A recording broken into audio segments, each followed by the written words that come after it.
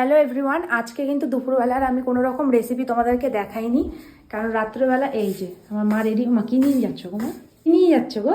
বলবো কেন, যখন খুলবো তখন দেখবি কি নিয়ে যাচ্ছি। আমি তো গন্ধেই বুঝে গেছি। তোমরা গেস করো। আমি বলেছি না রবিবারে স্পেশাল একটা জিনিস খাওয়াবো। আমি তো গন্ধেই বুঝে যাচ্ছি। আমি তো সে খুললেই দেখা যাবে।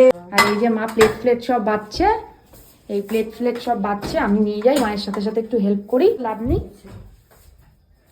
তো মায়ের সাথে সাথে তাড়াতাড়ি করে হেল্প করি। আর এই যে আমার বোন কোথার থেকে আসলো, আজকে বোনকে পুরো বোকা বানিয়ে দিয়েছি। ঠিক আছে,